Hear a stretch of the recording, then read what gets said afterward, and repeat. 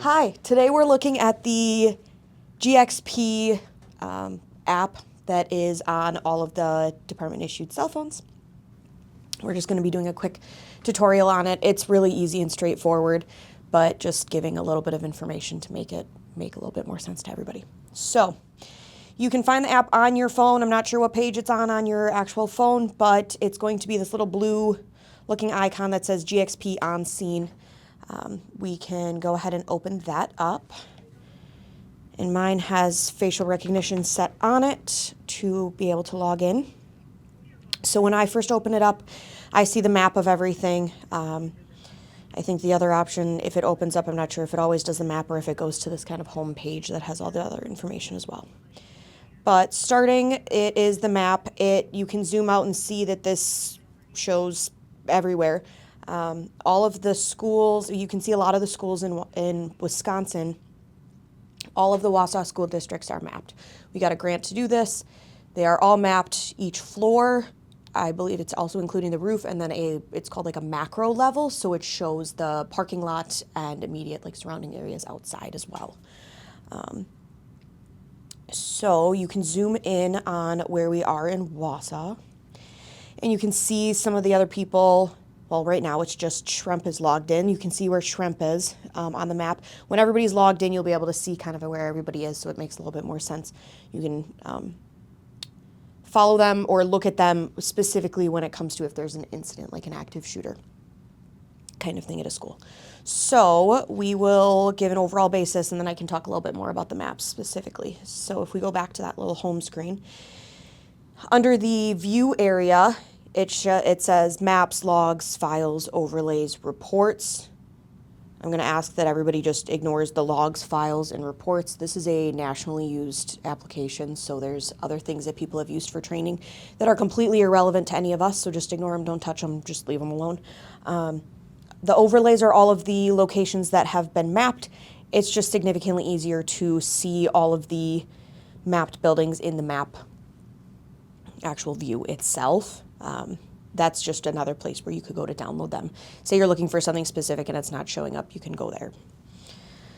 So the next thing is looking at the server. Everybody's server should say the same thing. It should have that same URL of the crg1.gxpopsview.com.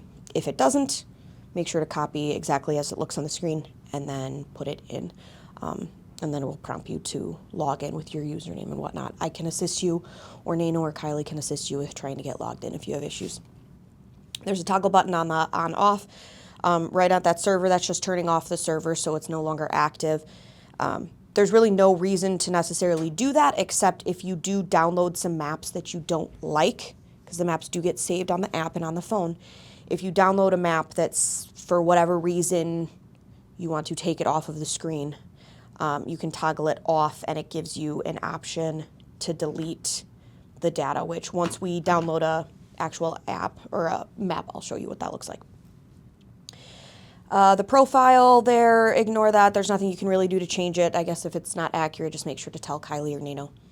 Under the settings, we're going to ask everybody to make sure their settings are correct. Everything under general, just leave it as is. Everything should look like this with broadcasting your position every 20 seconds. You can put on your biometric authentication if you don't have it on, and make sure your location is set to be on as well. Moving to the tracking, we're asking everybody to make sure that it says that it requests a new location every 30 seconds, the hide inactive users after 15 minutes, and then hide markers older than a week. Those markers are something that you don't really necessarily have to worry about. They'll show up on your screen if it's relevant. To note for the tracking, this is like I said, a nationally used application. It does not store your location data. It can't store everybody's that uses it, so you don't have to worry about this tracking where you're going and following you around, other than just in the moment as the location services are on and the app is being used for specific incidents. If we go back then to the map settings, just make sure it looks the same. Those are toggled on. And then We can go back to the actual map itself. You can see all of the little blue boxes are all of the schools that have been mapped out. So there are plenty. Obviously, the Wausau School District is very large, so there's a lot of schools that you can see.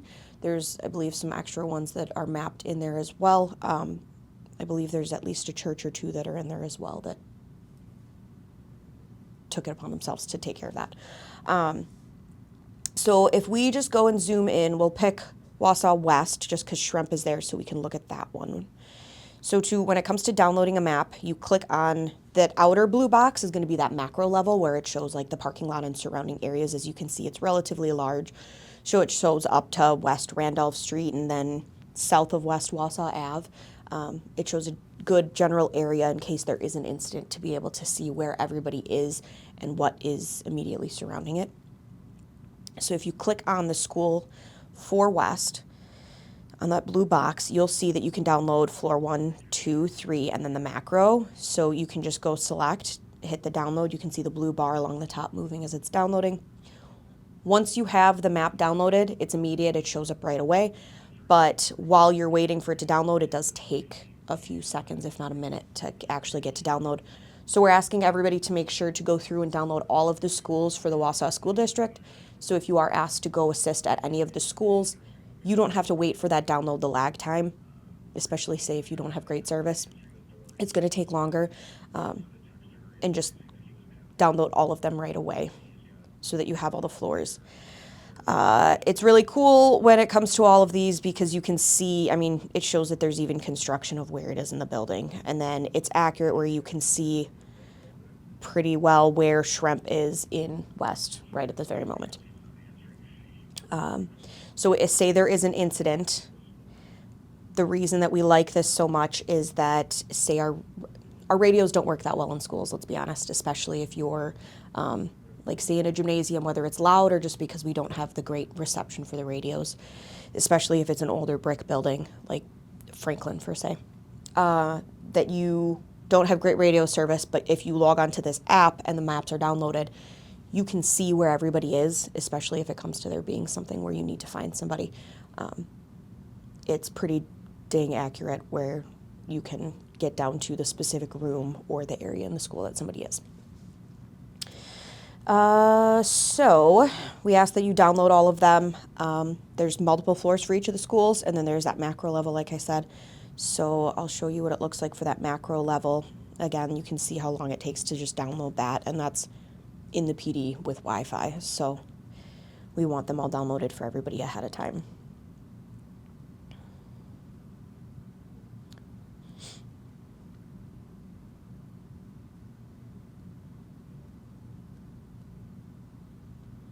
Then once it's downloaded, you can see that it breaks it up. So it has like these little markers that make it really easy for people to be able to find other people and say where they specifically are in the grid.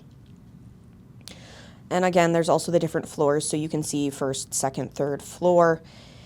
When you look at the school specifically, you can see that there's different routes and so the red are all the rooms and the green will show the routes, including doors to go outside. So if you can get easily directed in how to get into the school, out of the school, where people are coming in or out and whatnot.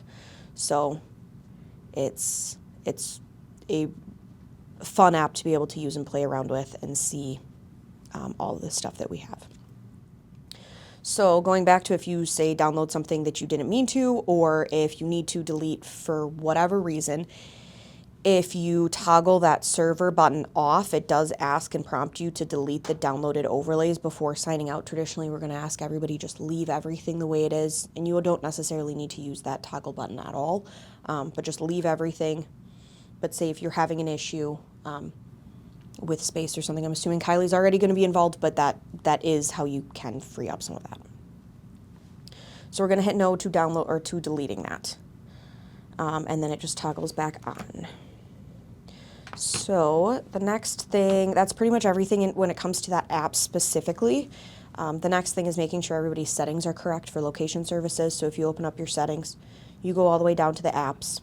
You locate the app in your settings, And then we're going to ask everybody to make sure that your location services are on to while using the app only. So at the beginning of your shift, we're going to ask everybody to open the app, make sure that it works, you're logged in. Your location services will stay on for your shift. So if there's something that happens, you don't have to worry about opening it up. Your phone will be able to help locate you if something were to happen. And then at the end of your shift, you can close out the app and then it turns off your location services.